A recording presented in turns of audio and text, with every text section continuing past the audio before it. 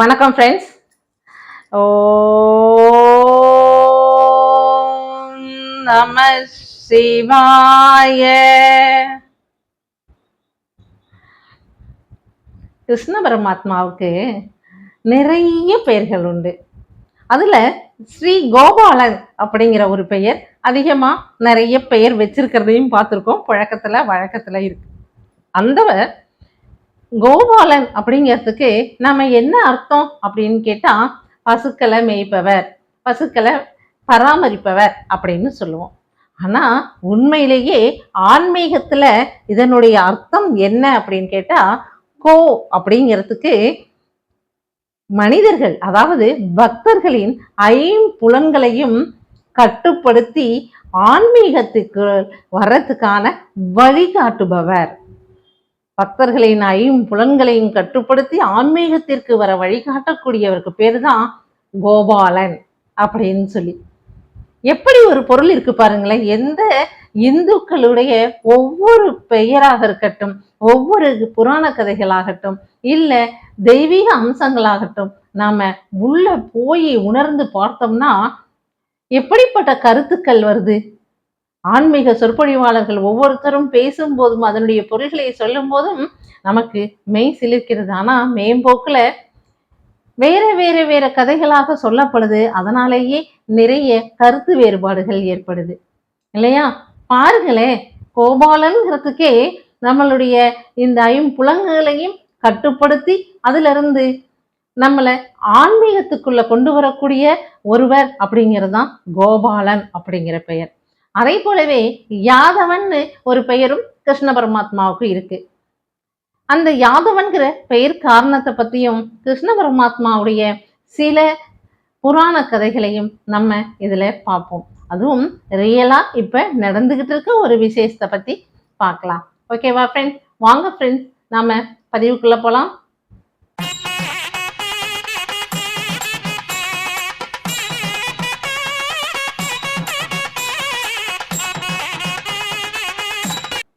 ஆன்மீகத்தில் அந்த ஆன்மீக உணர்வை, பக்தியை நாம் பெறத்துக்கு முதல்ல முயற்சி செய்யணும். இறைவனை நோக்கி நாம் செல்லணும், முயற்சி செய்யணும். அதுவும் தன்னடக்கத்துடன் இருக்கணும். அப்படி தன்னடக்கத்துடன் இருந்து முயற்சி செய்யும் போது நமக்கு யத் அப்படிங்கிற அந்த சொல்லக்கூடிய தெய்வீக உணர்வு நமக்கா தோன்றும். அதற்கூடவே மிகவும் முக்கியமாக ஆணவம் இல்லாத அடக்கம் வேணும் நமக்கு. அந்த ஆணவம் இல்லாத அடக்கத்தோட முயற்சி செய்து தன்னடக்கத்தோட நாம இருந்தோம்னா ஆன்மீக உணர்வு, தெய்வீக உணர்வு, பக்தி நமக்கு தானா வந்து சேரும். அப்படிதான் பக்தி வாழ்வியல் அப்படிங்கிறதான் யாதவம் அப்படின்னு பேரு. அது மகத்தான ஒரு தவம் அப்படிங்கிறதுனால மாதவம் அப்படின்னு சொல்றோம். யாதவம் மாதவம் அப்படின்னு சொல்றோம்.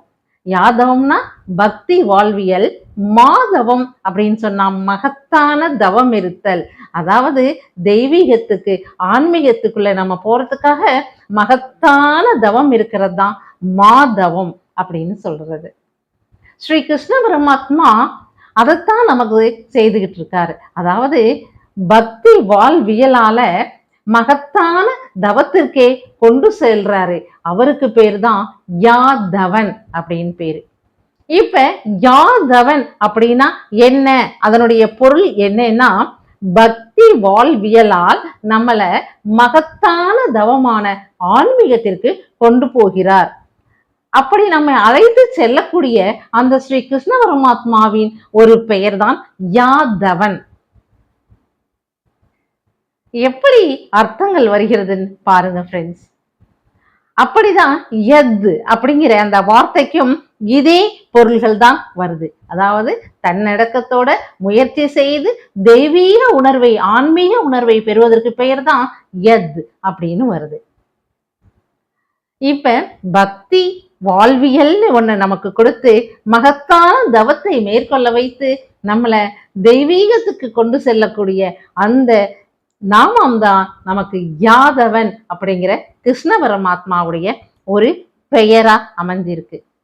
இந்த யாதவனுக்கே சாதாரணமா சொல்லக்கூடிய ஒரு பொருள் என்னன்னா, யயாதி மன்னரின் மகன் யது. அந்த யதுவின் வம்சமாக தோன்றிய காரணத்தினால ஸ்ரீ கிருஷ்ண பரமாத்மாவுக்கு யாதவன் அப்படிங்கிற பெயரும் வந்திருக்கு அப்படின்னு சாதாரண பொருளாக நம்ம எடுத்துக்கொள்ளவும் முடியும். பக்தி வாழ்வியலிலே நாம் ஈடுபட்டு மகத்தான தவத்தில் ஈடுபட்டு இந்த கிருஷ்ண பரமாத்மாவை சென்று அடைய வேண்டும், ஆன்மீக உணர்வு ஏற்பட வேண்டும், தெய்வீக உணர்வு ஏற்பட வேண்டும், தெய்வீகத்தில் நாம் திளைக்க வேண்டும் என்று அதற்குரிய வழியை காட்டுபவன் தான் யாதவன். ஆனால் யயாதி வம்சத்திலே வந்ததனாலேயே அவருக்கு யாதவன் என்ற பெயரும் உண்டு அப்படின்னு சொல்றாங்க. பாருங்க ஃப்ரெண்ட்ஸ், ஒவ்வொரு பெயருக்கும் எப்படிப்பட்ட பொருள் அமைந்திருக்கு அப்படிங்கிறதெல்லாம் நாம உற்று நோக்கினால் மட்டுமே தெரிந்து கொள்ள முடியும். அதே போல நமது ராமானுஜருக்கு யதிராஜர் அப்படின்னு சொல்லுவாங்க. ஏன்னா துறவிகளுக்கு அப்படிப்பட்ட தெய்வீக உணர்வை ஏற்பட்டு நமக்கெல்லாம் குருவாக இருக்கக்கூடிய துறவியான ஸ்ரீ ராமானுஜருக்கு யதிராஜர் அப்படிங்கிற அந்த பெயர் சரியானது தானே? எப்படி உணர்ந்து அவர்களுக்கு ராமானுஜருக்கு யதிராஜர் என்று பெயர் வைத்து அழைத்திருக்கிறார்கள் பாருங்க.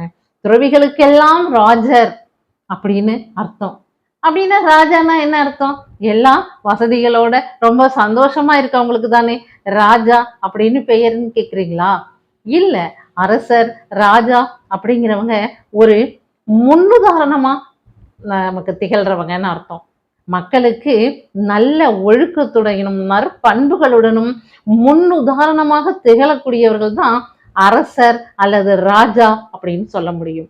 அப்ப யதிராஜர்னு ராமானுஜரை அழைக்கும் போது பக்தி இலக்கணத்தை வகுத்து கொடுத்து நம்மை பக்தி அந்த வாழ்வியலுக்கே கொண்டு செல்லக்கூடிய நம்மளுடைய ராமானுஜரை நாம ஏன் யதிராஜர்னு அழைக்க கூடாது? நமக்கு இலக்கணமாக முன்னுதாரணமாக இருக்கக்கூடியவர் அல்லவா ராமானுஜர். அதனாலதான் யதிராஜர் அப்படின்னு அழைக்கிறாங்க.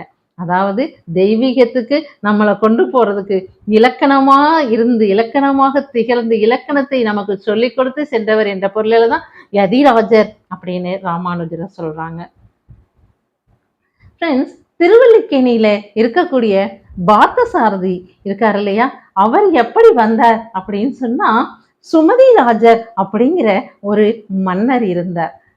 அந்த மன்னருக்கு ஒரு நெடுநாளைய கனவு என்னன்னா, பார்த்தசாரதி கோலத்திலேயே ஸ்ரீகிருஷ்ணரை பார்க்கணும் அப்படின்னு சொல்லிட்டு. அப்படின்னா எப்படி இருப்பாரு?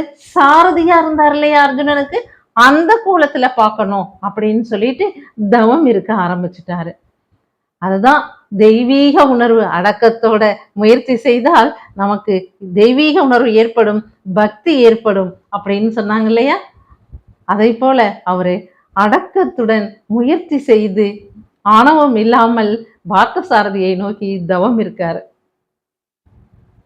கிருஷ்ண பகவானே, நீங்க எனக்கு அந்த பார்த்தசாரதி கோலத்துல எனக்கு காட்சி கொடுக்கணும் அப்படின்னு சொல்லி அந்த திருவல்லிக்கேணி சேத்திரம் இருக்கக்கூடிய இடத்துல அவரு ரொம்ப நாள் தவம் இருந்திருக்காரு. அப்படி தவம் இருக்கும்போது ஒரு நாள் மனம் குளிர்ந்த நம்ம கிருஷ்ண பரமாத்மா பார்த்தசாரதி கோலத்துல நின்ற உருவத்துல பார்த்தசாரதி கோலத்துல நம்ம சுமதிராஜர் மன்னருக்கு அந்த இடத்துல காட்சி கொடுத்திருக்கார். எப்படிப்பட்ட பேரருள ஒரு சுமதிராஜர் மன்னருக்கு கிடைச்சிருக்கும், அவரு அந்த ஆற்றலை எப்படி பெற்றிருப்பார் அப்படின்னா, இந்த ஆணவம் இல்லாத அடக்கத்துடன் தன்னடக்கத்துடன் இறைவனை பார்த்தசாரதி கோலத்துல நம்ம பார்க்கணுங்கிற அந்த முயற்சியினால அவருக்கு அந்த வெற்றி கிடைச்சது. உடனே மிக்க சந்தோஷப்பட்டாரு. எவ்வளவு உயரம் தெரியுமா அவரு?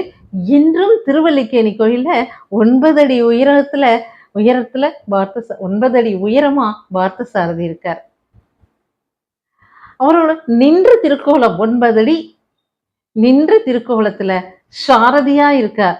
அதுதான் திருவல்லிக்கேணி பார்த்தசாரதி கோவில்ல இருக்கக்கூடிய மூலவர். இதுல இந்த யாதவன் அப்படிங்கிறதுக்கு நம்மள ஆன்மீகத்துல வழிகாட்டி செல்றவருக்கு பேருன்னு சொன்னோம் இல்லையா, முன்னோக்கி நம்மளை கூட்டிட்டு போறவருக்குன்னு. அப்படிப்பட்ட யாதவனாகிய கிருஷ்ண பரமாத்மா இந்த இடத்துல பார்த்த சாரதியா நிற்கிறாரு. யாருடைய முயற்சி, யாருடைய தன்னடக்கம்னா சுமதிராஜர் என்ற மன்னவருடைய அந்த முயற்சியினால, அந்த தன்னடக்கத்தோட அவருக்கு தெய்வீகத்துல அவர் ஈடுபட்டதுனால இன்று வரை நாமும் கூட அதே கோலத்துல ஸ்ரீகிருஷ்ண பரமாத்மாவை தரிசிக்கிறோம். அதுலயும் இன்னொரு அம்சமாவும் திருவல்லிக்கேணியில இருக்காரு. எப்படின்னா வேங்கடத்துல இருக்க கிருஷ்ண பரமாத்மா மாதிரி அவருடைய மார்புல மகாலட்சுமி, கூடவே ருக்மிணி தாயார், அவருடைய மகன், அவருடைய நண்பன், அவருடைய பேரன் அனிருத்தாமணன், இப்படி எல்லாத்துக்கூடயும் குடும்ப சகிதமா திருவல்லிக்கேணி பார்த்தசாரதி கோயில்ல அங்க காட்சியளிக்கிறார். அப்படி அதுல என்ன சொல்றாரு அப்படின்னா குடும்ப தத்துவத்தையும் அதுல விளக்குறாரு. இந்த யது குலம் அப்படிங்கிறது அப்படி ஒரு பெருமை வாய்ந்ததா இருக்கு. இதுக்கு ஒரு பாடலும் சொல்றாங்க. என்னன்னா அதே திருவல்லிக்கேணியில தானே நம்மளுடைய மகாகவி பாரதியார் இருந்திருக்காரு இல்லையா? அவரு காக்கை சிறகினிலே அப்படிங்கிற ஒரு பாடலை இந்த யதுகுல காம்போதி ராகத்துல தான் கொடுத்திருக்கார். அதை நம்ம கண்ணை மூடிட்டு ரசி பார்த்தோம்னா அந்த யதுகுல காம்போதி நம்மளை எங்கேயோ கொண்டு செல்லும் பாருங்க. அந்த மாதிரி இந்த யது அப்படிங்கிற இடத்துல இருக்கிற ஒவ்வொரு பொருளும் நம்மளை இந்த உலகத்திலிருந்து அடுத்த உலகத்திற்கு, அதாவது மெய் மறந்த அந்த தெய்வீக உணர்வுக்கு நம்மளை கொண்டு போயிடும் ஃப்ரெண்ட்ஸ். ஓகே ஃப்ரெண்ட்ஸ், அடுத்து ஒரு பதிவில் உங்களை நான் சந்திக்கிறேன். பாய்.